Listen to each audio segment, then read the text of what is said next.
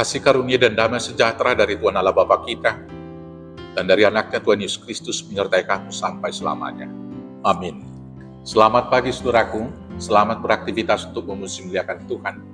Dipandu firman Tuhan dari Roma pasal 8 ayat 31. Demikianlah firman Tuhan.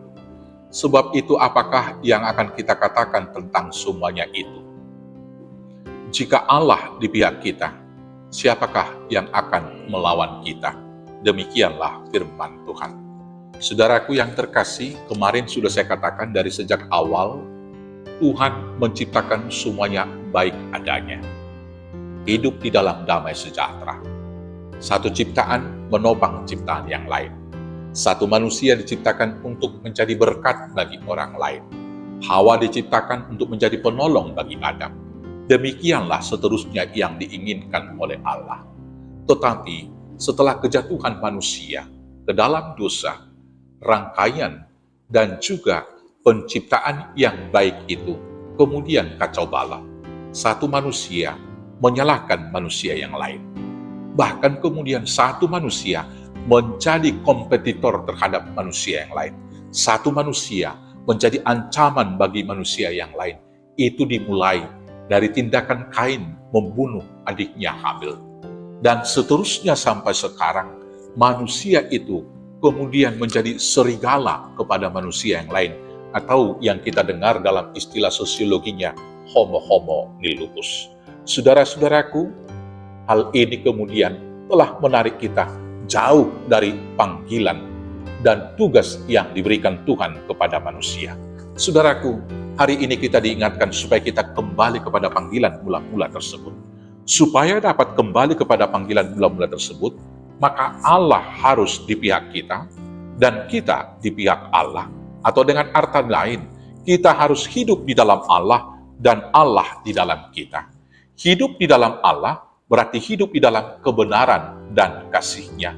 Jika kita hidup dalam kebenaran dan kasih-Nya, maka tentunya tidak ada yang dapat memisahkan kita dari Allah.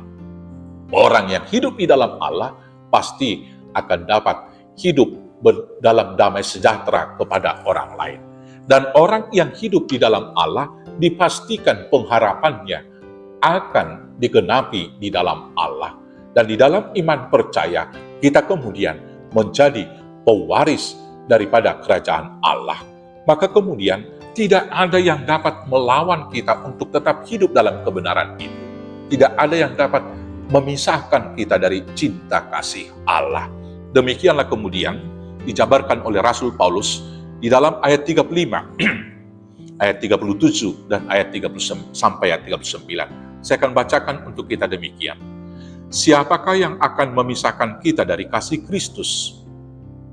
Penindasan atau kesesakan atau penganiayaan, atau kelaparan, atau ketelanjangan, atau bahaya, atau pedang. Tetapi dalam semuanya itu, kita lebih daripada orang-orang yang menang oleh Dia yang telah mengasihi kita.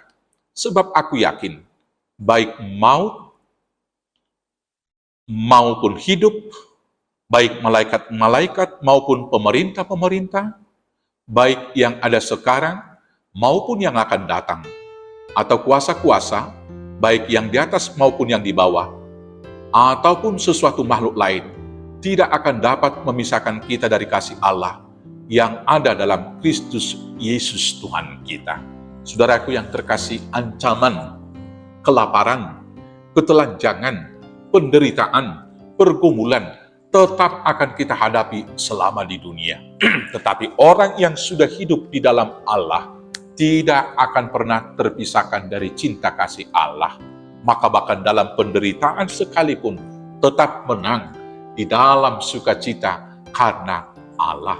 Dan pada akhirnya kita yang taat dan setia sampai akhir, yang setia sampai mati, akan menerima kuasa kemenangan itu di dalam Kristus. Maka jadilah pemenang, hiduplah di pihak Allah, maka tidak akan ada yang dapat melawan kita. Tuhan Yesus memberkati. Amin. Kita bersatu dalam doa. Terima kasih Bapa yang baik, biarlah kami tetap hidup setia di dalam Tuhan, sehingga akhirnya kami menjadi pemenang dan pewaris hidup yang kekal di dalam Kristus Yesus Tuhan kami. Amin.